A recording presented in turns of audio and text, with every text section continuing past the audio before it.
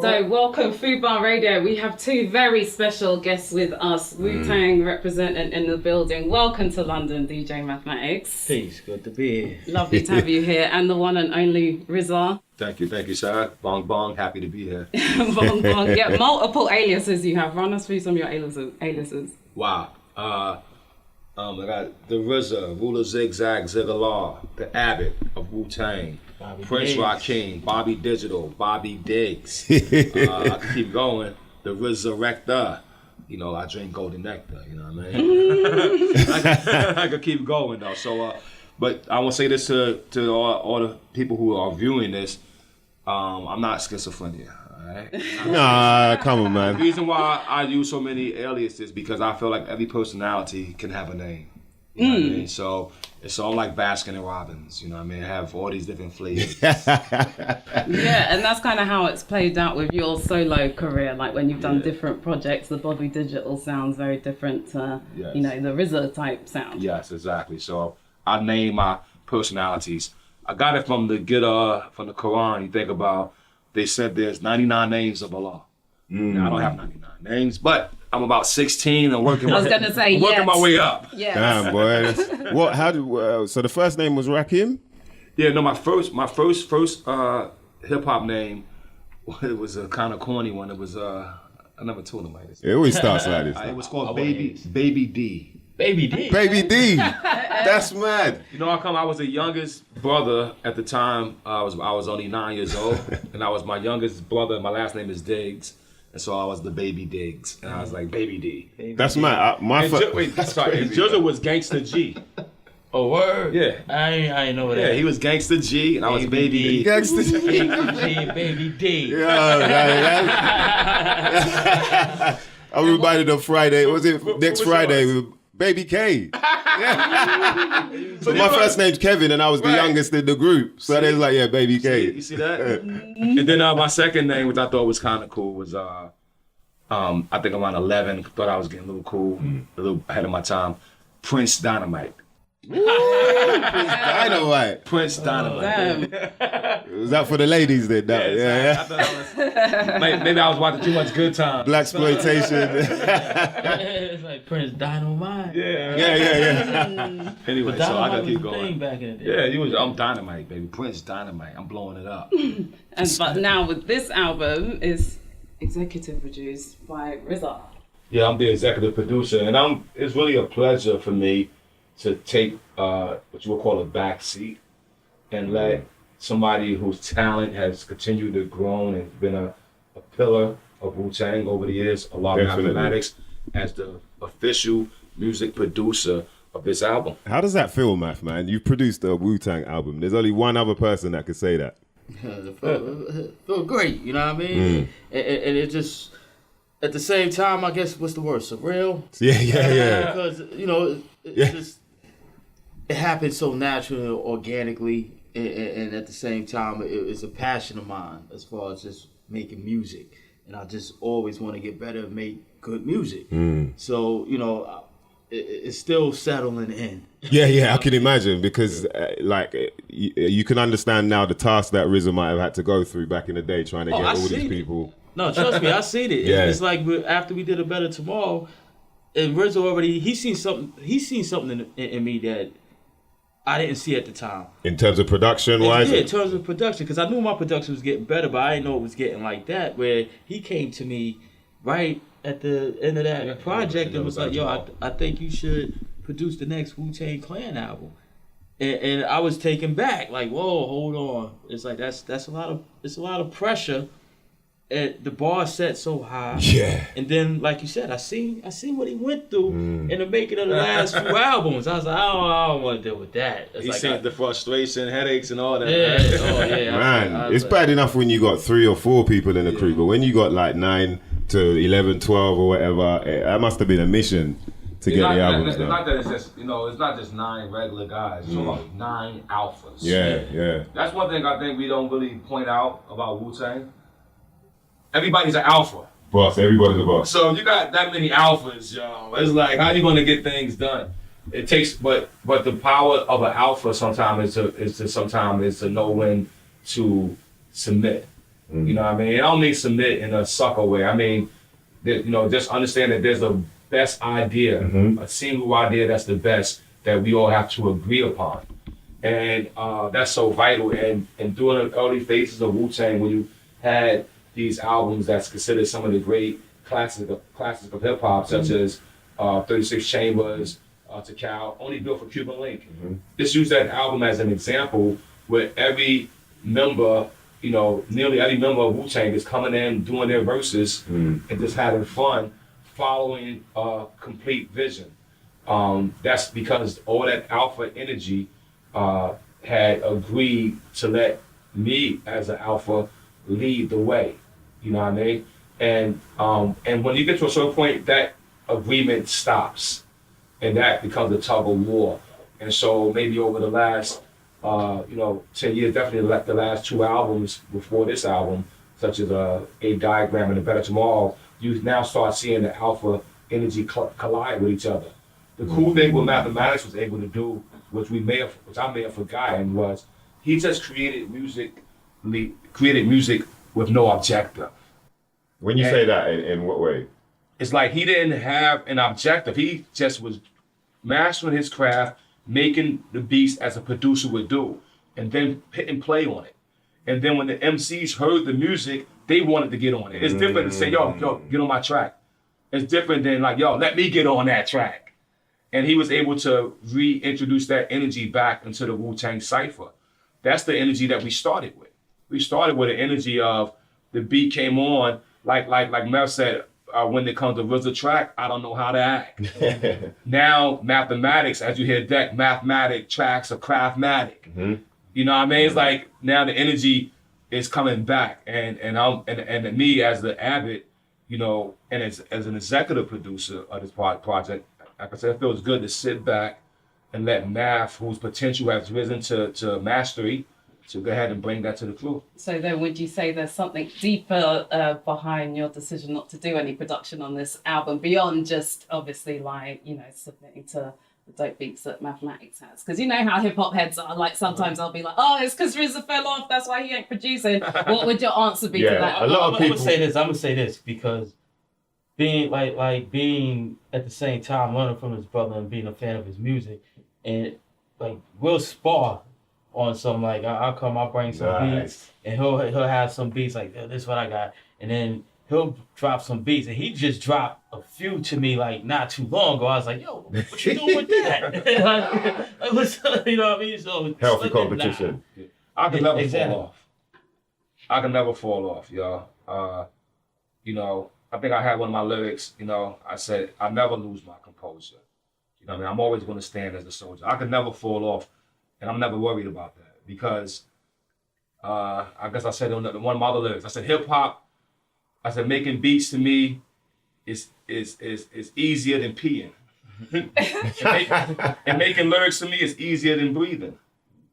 I said, but sometimes rocking with the Wu-Tang Clan is like going down a 1,000-foot hill with pine trees on skis. You know what I mean? So meaning the difficulty of grabbing everybody together may have become a challenge. But musically, no, don't worry. I'm always gonna have some creative art force. And I feel comfortable, I said this last thing, not because that's a question that may come to me, right? But I'm so comfortable in the way I'm creating now, you know, making movies for people, making scores and soundtracks, and as well as advancing other talents into the world. I was so comfortable being that guy that I don't mind being over here with the orchestra, but I know that this part has to be covered, like that foundation sound. And it's a privilege for me, actually, and a blessing and honor that I have one of my brothers who covered it. You know what I mean? And I think that's what's a relief listening to this album too, because like Wu-Tang is such an important group to so many fans, and just in the history of hip hop, where, you know, you hear a group of your caliber is coming with a new project, you think, oh, is this just going to be some trapping thing? Is this like, are they going for the pop records? But I feel like you've really given a real nod to the true fans. Oh yeah, I just wanted to stay true to myself at the end of the day. So I didn't want to, you know, it's a lot of other music out there, and if that's what people want to hear, they could go hear that. But this is what I wanted to do. this is the type of music I wanted to put out, and that's what I did. And What- sorry. What was the process like in terms of, because I heard RZA saying how what he was amazed at was that you still brought that Wu sound, the classic sound, but it sounded new. What kind? Can you talk about some of the processes you might have to go through in order to kind of create something like that? Well, I went back to one of my the first machine I actually used when I started producing it. ASR 10. Can you? What is that? Because people don't know what ASR. It's a keyboard sampler, right? And I would have used it differently 10, 20 years ago. I would have sampled, chopped up everything, and made the whole entire beat in there, and then tracked it out. This time around, I used it more as a bridge.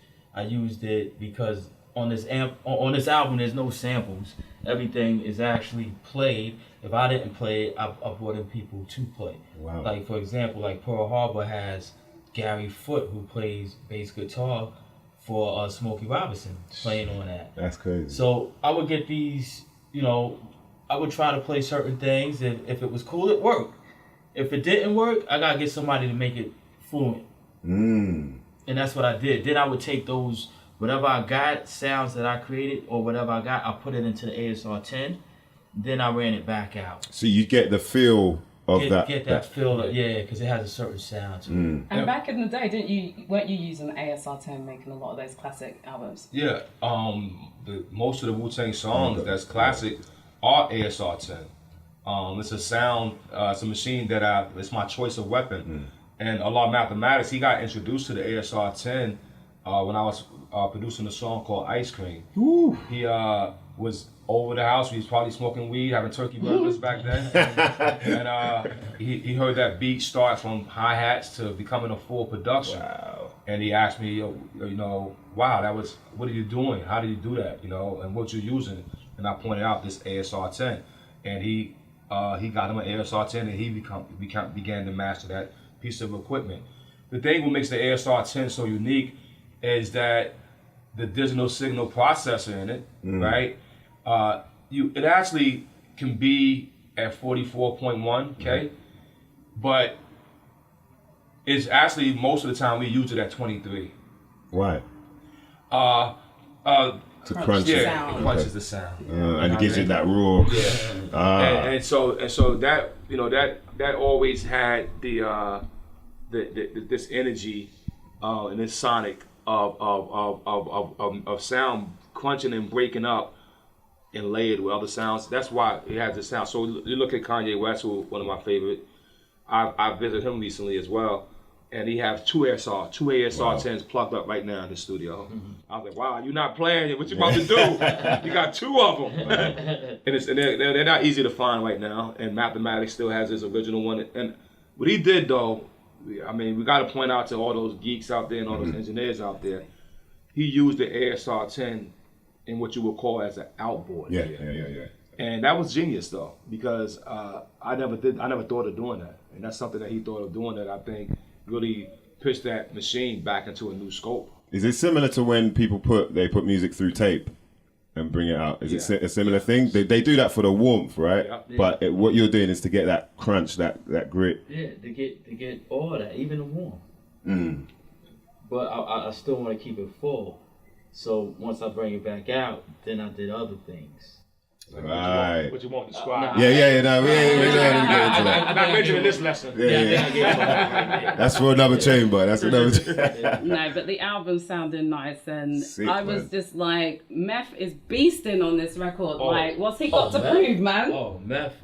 I've noticed that I ain't gonna lie, the last few years, like Meth has been going, when it comes to the rhymes, he's not been playing at all. Is there something, what happened? Why is he? Yeah, he's not. Well, for Meth my always been dope. he's always been dope. No, he's always been dope, but I'm saying some people, it's like they either stay there but he seems to be getting even better, but he sounds hungry, like as if he's not Method Man. And so, from my experience with him and talking to him about his lyricism, he actually does want to prove that he needs to be in those rankings of those top MCs. And he is in it in a lot of our books, but some books forget about it. I think I've seen the top 25 MCs, and I think they had Ghostface and Raekwon in it, but it didn't have meth in it. And meth was like, yo, hold on, yo. You know what I mean? You know, I could say the same thing, but I'm not gonna speak on my own self. Yeah. But so meth was like, yo, hold on. Oh yeah? Let me show y'all. No wonder, boy. And to me, he's on fire. Yeah, I ran into him. I don't know. We did a show at this place called the Observatory in California, and what Meth did, something that didn't happen in so many years. He said, "Yo," to the audience, "We're gonna have each Wu-Tang member kick a acapella." This was like the end of the show. The show's supposed to be over, and he said, "I'm gonna go first." Wow. And he just ate, tore an asshole out of it, and all of his wittiness. You know, like he said on the song, people say. Yeah. He says, "I'm nutty with the bars." That's the payday. Yeah. You know what I mean? He went in. This ain't even a bar. This is AA. You know what I mean? Yeah. Each line pack a fabulous punch. No diss to Ray J. Yeah. And that's so obscure because he's talking about the beef that Ray J and Fabulous had, but he put it in the sentence in the way of his lyric. I don't dab or shenane. So the way he's been vocabulary doing it, and his, I guess it's called metaphors and similes. But also the way he's sitting on the beat, it's not even just what he's saying. It's like he's keeping it tight on the His flows, ridiculous. Crazy, man. We always credit him as the we always credit him as the best flower of the crew. Smooth as well. He was smooth with it. So when I met up with Ray and Ghost and we interviewed them, we had them on the show. I asked them both, because this is a conversation and a question that all hip hop heads debate. Like, who's your favorite member of Wu-Tang? My favorite member actually, I say Ghost, to be honest. Right, the reason why Ghost is my favorite is because he puts me at the scene of the crime, and I mean, if you was asking me who's the best MC in Wu-Tang, or my favorite MC in the whole world is the RZA. Woo! I never heard nobody describe situations, ideas, whether he's using, RZA could take the word cat and hat or cat and rat and make it sound as threatening as any other word in the dictionary. You know what I mean? And because of that, and also if you look at songs like Labels and Fame, Poetry, man, poetry. He's able to take just names and ideas and give you a whole sentence and a whole structure. Nobody's ever done that before. He on this album, is it just one verse he's on? Just one verse, yeah, but that verse was crazy. Exactly. I just listened to it on the way here, so I can't remember, but I was hearing it like, what? Sick face. How do you choose how did you choose who was going to be on what beat? Was that an easy process or? Well, for the most part, when I make a track, I can hear who I already know, like, you know, Meth or Murder this, but with this particular album, a lot of tracks, brothers was hearing it and wanted to get on. Wow.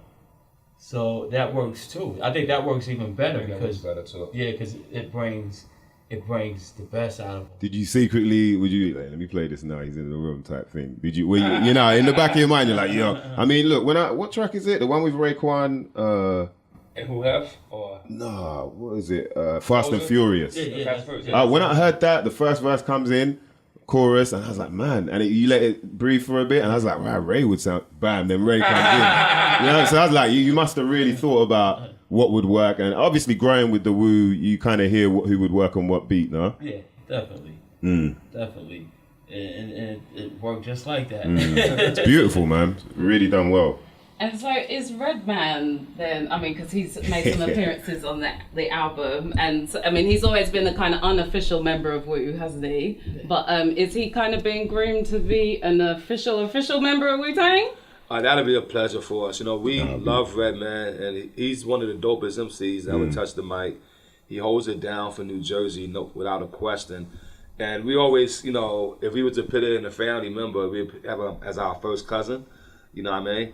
But this record, what I love about him on this album, personally, as a fan, is that you know, he got a chance to collaborate with just Redman and Inspector Deck on that song "Lesson Learned," and it's so weird that we never really just had that simple sandwich. Already, it's like it works so magic for me. You know what I mean? The energy, he comes in, Deck comes in with one of the crazy verses, Redman backs him back up, and it just feels so cool.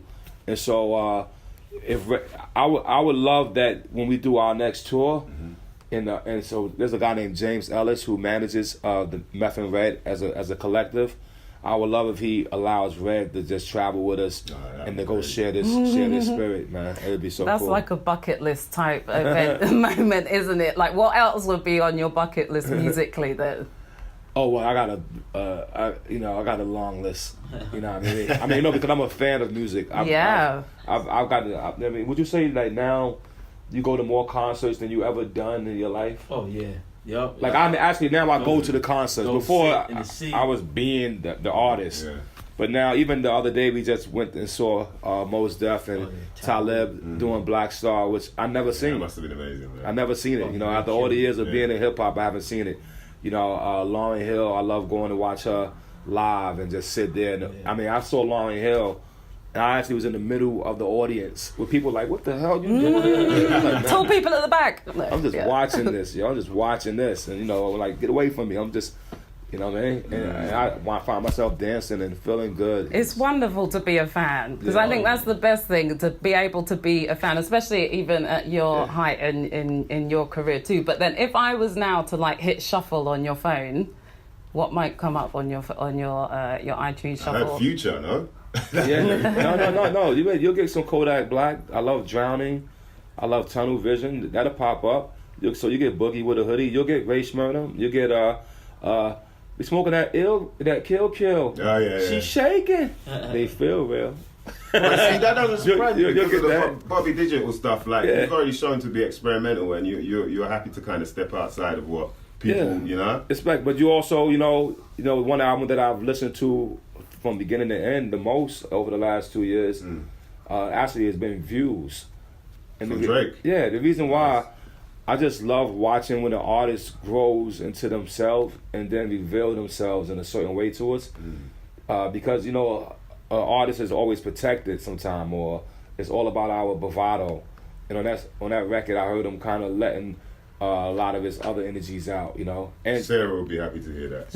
no, and what's so cool about it, like the song Closer, it actually reminded me of my own self. Like to think about sometimes you have a lot of friends and a lot of people around you, but you kind of left your family to the side, you know. And we, as artists, we travel around the world. Like right now, we here in London with you guys, but you know, our siblings or our family, you know, children or whatever, they're back home away from us, you know what I mean?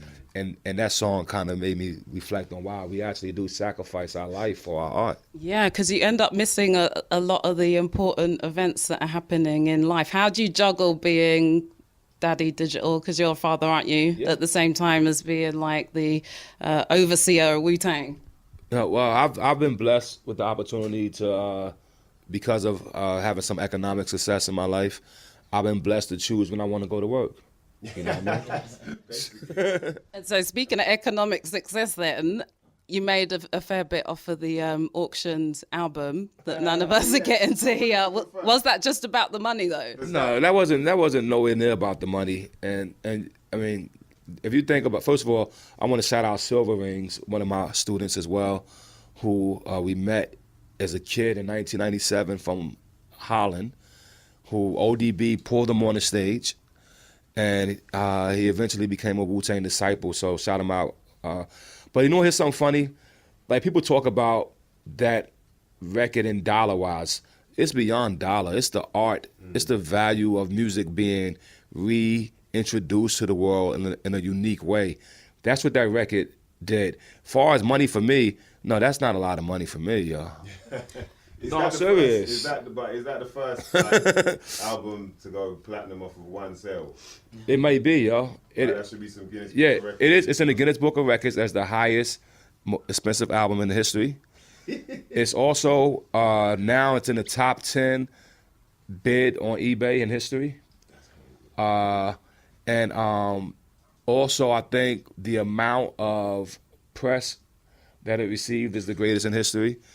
And I think that what it's done for the art world and for music world, it's proven that that items can take a life of their own. So let's take the Mona Lisa. The Mona Lisa still exists. People 50 years from now will still go to some museum to see the Mona Lisa.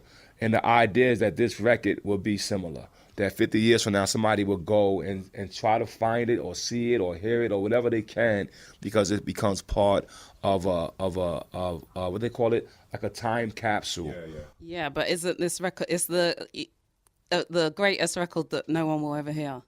Well, no, sorry, what's C.R.E.A.M, you heard it, like whoever buys it on eBay. No, because I mean, isn't it under contractually, it's like 100 years or something, like whoever buys it. It's an 88-year clause. Well, unless someone steals it, is that true? They decided the clause about if you can heist it. We do not promote stealing.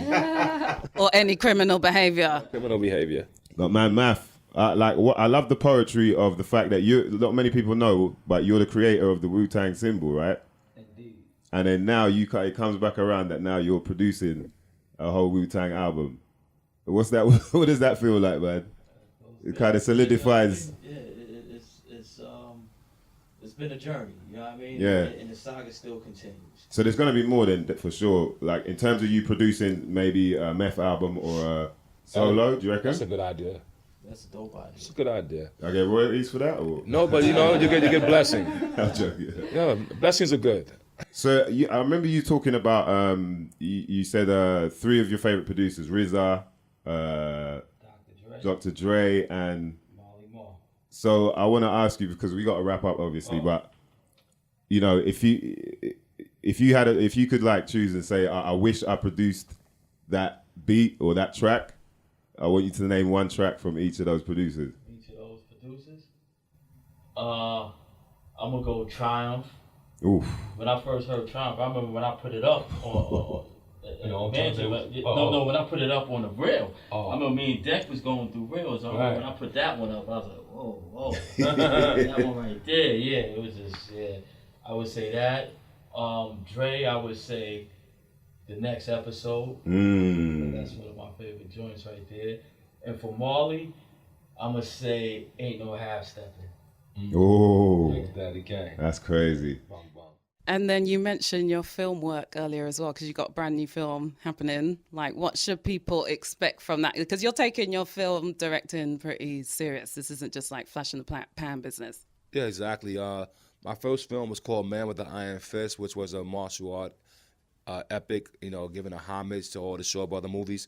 My new film is called Love Beats Rhymes, where, think about Jill Scott and Common, and their vibe of energy, which is a very warm, loving vibe of energy.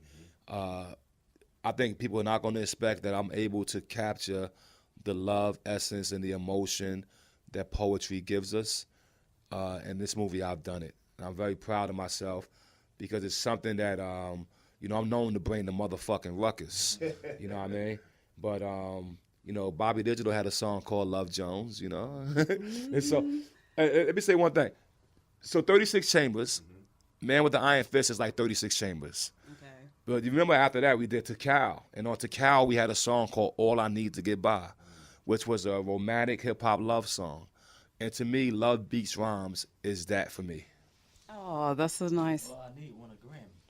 Yeah, well, maybe I'll get some kind of award for this one. I don't know. Yeah, I don't work for awards, though. You turned Meth into a sex symbol as well, so I guess He hated that. he was an LL of Wu-Tang right there. Already, yeah. But, the movement of Wu is so powerful. Like, the amount of Wu-Tang tattoos that I've seen, the amount of kids who are named Raekwon in the world, like, all of this kind of stuff. Would you ever consider, now America's living in an era of celebrity politics.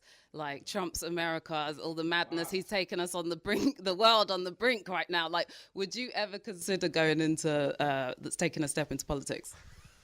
I think I'll serve the world better on the spiritual side. I think, like, whoever does consider to go into politics from hip-hop, I think that I'll be a great spiritual advisor, because I really have a love and belief and strength of humanity. I really feel that knowledge and wisdom is the cure for our illnesses and understanding. And politically, it's more of a game. Politics means you got to play a lot of tricks. I prefer to be more of a spiritual advisor. And so what's the final messages to share with everybody? So they need to go pick up the new album, Saga Continues. What are you saying, man? Wu-Tang's forever and the saga continues. Bong bong.